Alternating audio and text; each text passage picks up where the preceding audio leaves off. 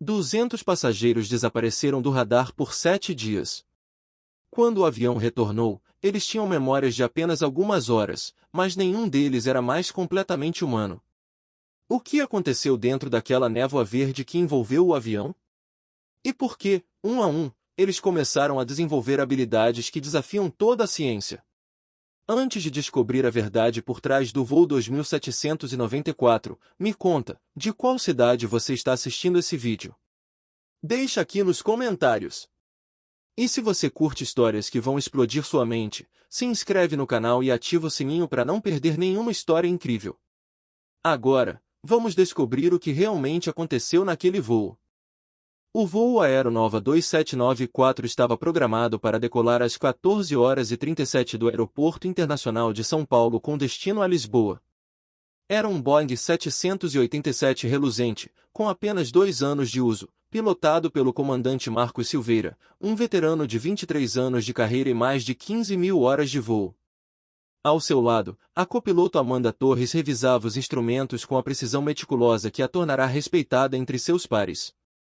Entre os 200 passageiros, havia histórias comuns. A empresária Helena Cardoso voltava para uma reunião crucial que poderia salvar sua empresa da falência.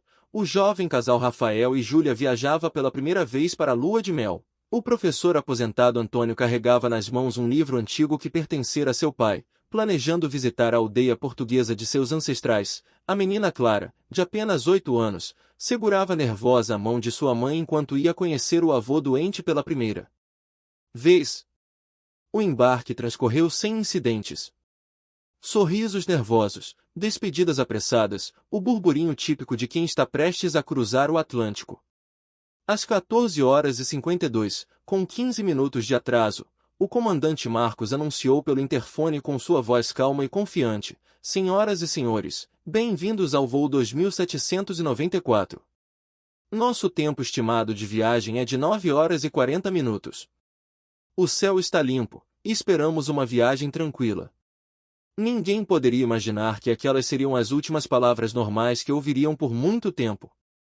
O avião acelerou pela pista, ergueu-se com elegância e desapareceu entre as nuvens. Na torre de controle, o operador Gustavo marcou a saída no sistema e passou para a próxima aeronave. Apenas mais um voo rotineiro. Ou deveria ser. 3 horas e 17 minutos após a decolagem, quando o voo 2794 sobrevoava o Oceano Atlântico a 11.000 metros de altitude, algo impossível aconteceu. O controlador de tráfego aéreo Fernando Mendes estava monitorando 6 aeronaves em sua tela quando o ponto luminoso correspondente ao voo 2794 começou a piscar de forma irregular. 2794, aqui é controle Atlântico, confirme sua posição, disse ele no rádio. Silêncio. Tentou novamente. Nada. Então, diante de seus olhos incrédulos, o ponto desapareceu completamente da tela. Não foi uma falha gradual. Não foi uma descida. O avião simplesmente deixou de existir no radar. Fernando sentiu o sangue gelar. Chamou imediatamente seu supervisor. Em questão de minutos, a sala de controle se transformou em um formigueiro de atividade frenética. Contataram todos os radares da região. Nada. Verificaram radares militares. Nada. Acionaram satélites de rastreamento. Nada.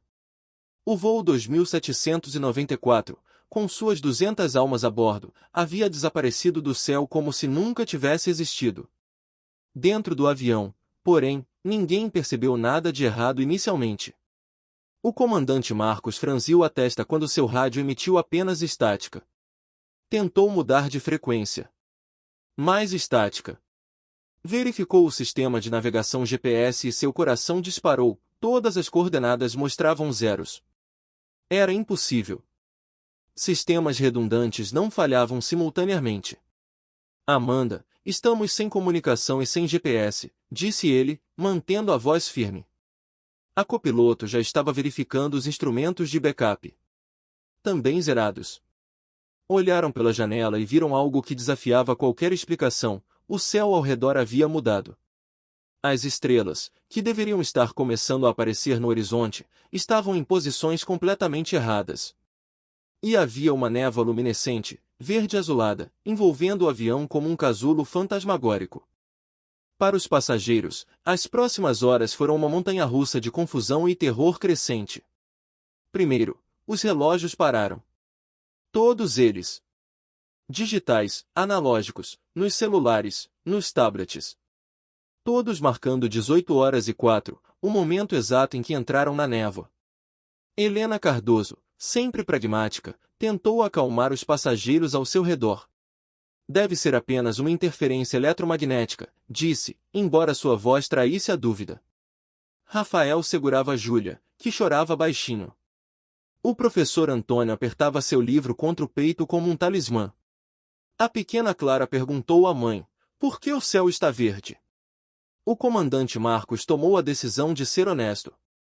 Pelo interfone, com a voz controlada mais séria, anunciou, senhoras e senhores, estamos enfrentando uma anomalia técnica temporária. Perdemos comunicação com o solo e nossos sistemas de navegação estão com mau funcionamento. A aeronave está completamente segura e sob controle. Peço que permaneçam calmos em seus assentos. Mas o pânico é um vírus que se espalha rapidamente em espaços confinados. Alguns passageiros começaram a gritar. Outros rezavam.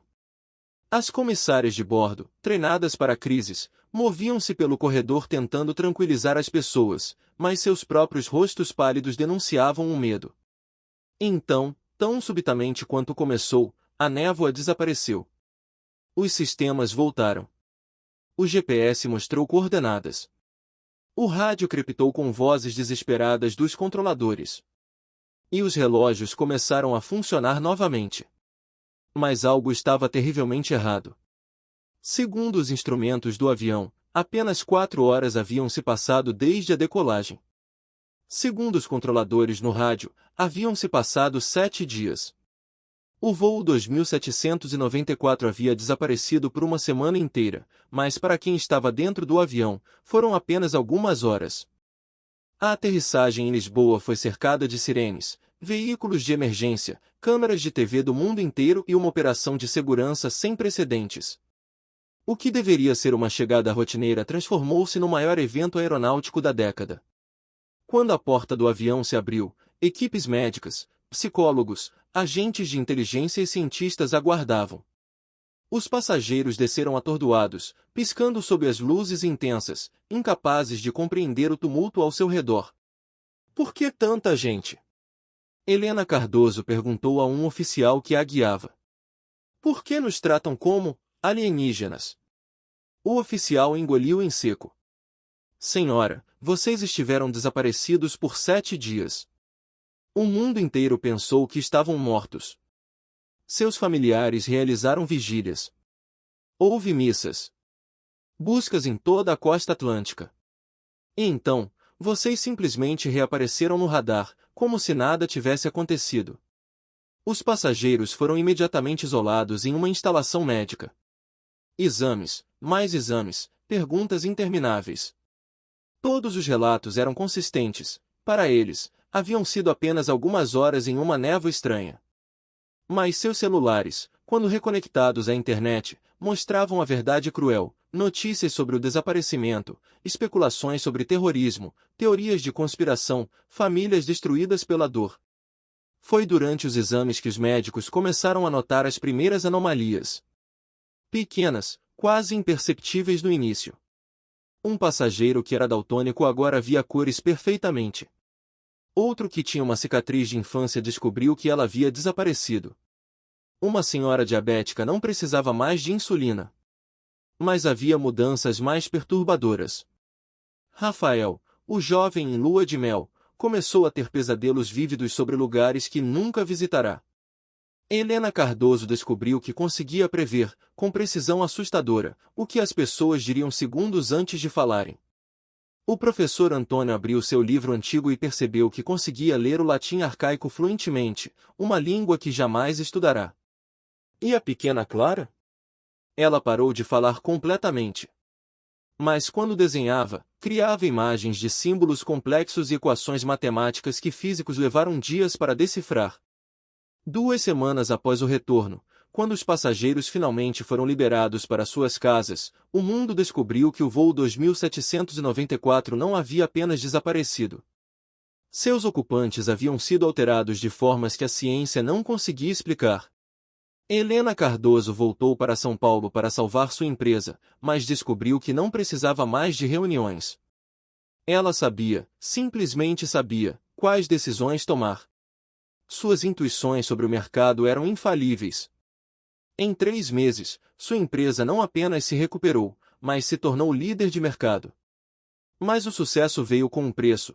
Ela começou a ouvir os pensamentos das pessoas ao redor.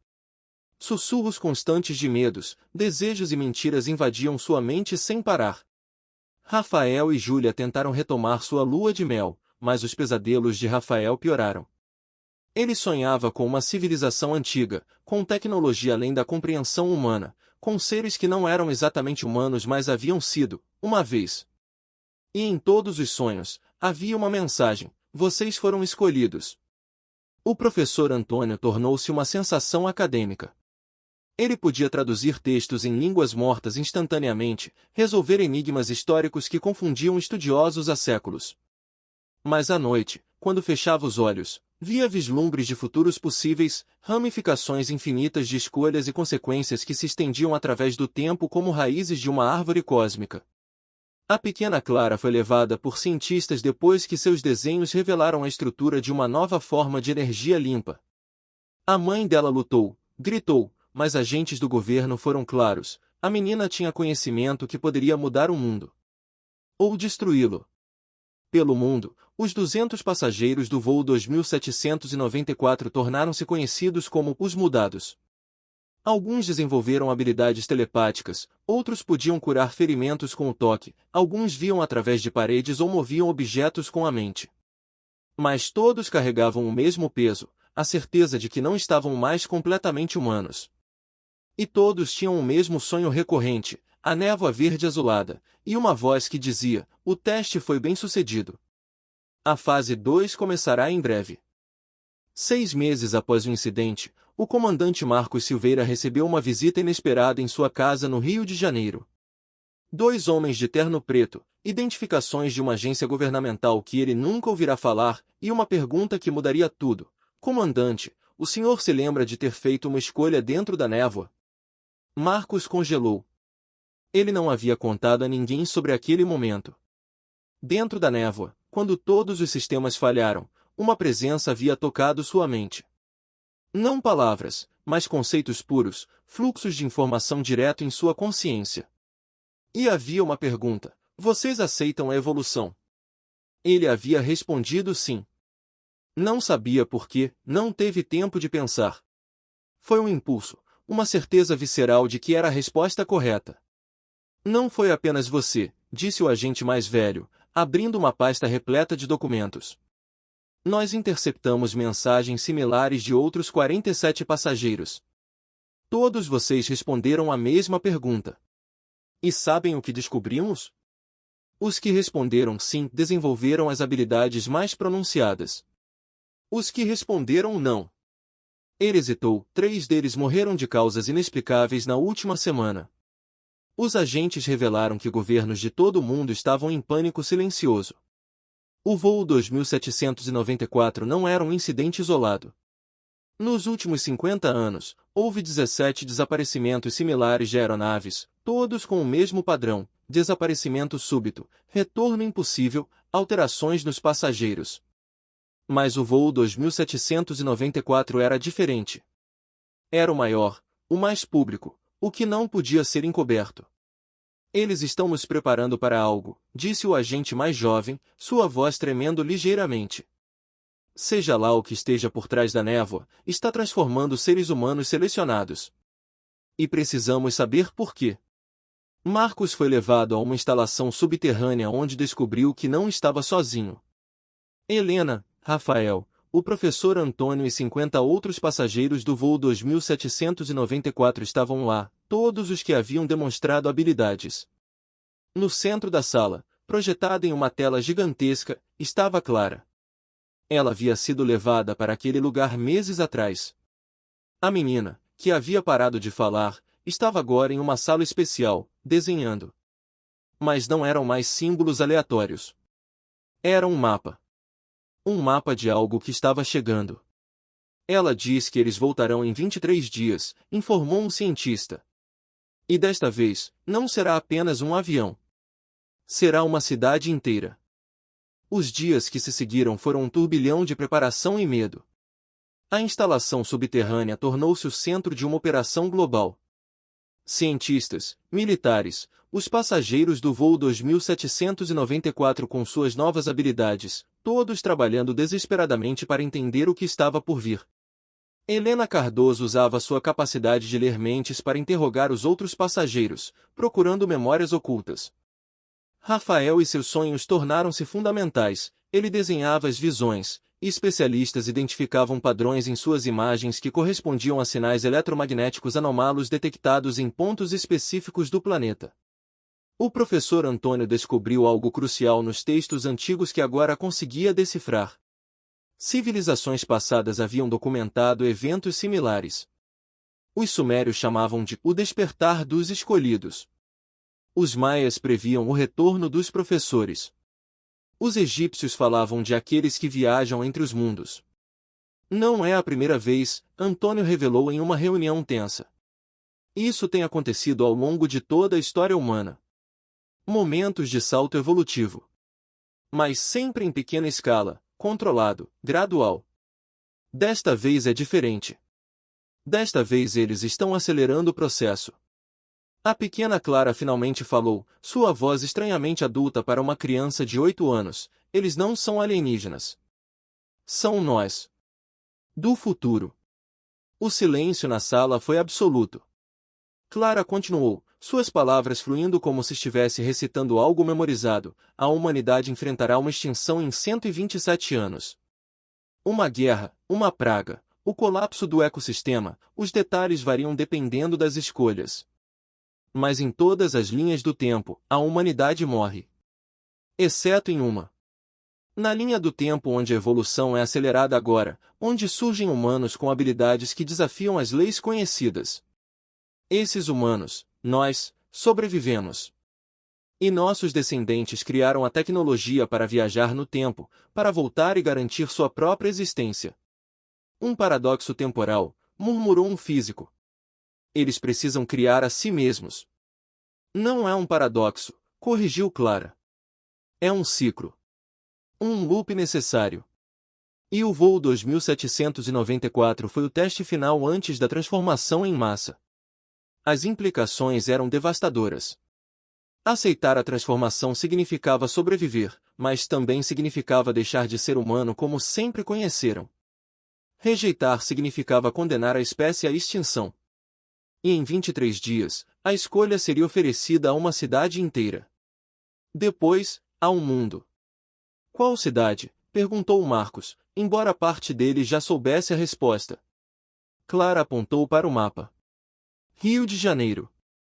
10 milhões de pessoas desaparecerão por uma semana. E quando voltarem, o mundo mudará para sempre. Os dias finais foram caóticos. O governo brasileiro tentou evacuar o Rio secretamente, mas a notícia vazou. Pânico se espalhou. Alguns fugiram da cidade, outros correram para ela, querendo ser parte da transformação. Religiões declararam ser o apocalipse. Cientistas debatiam a ética de permitir que acontecesse. Os passageiros do voo 2794 foram colocados em posição de mensageiros improváveis. Helena Cardoso apareceu na televisão global, sua voz firme, eu sei o que vocês estão sentindo.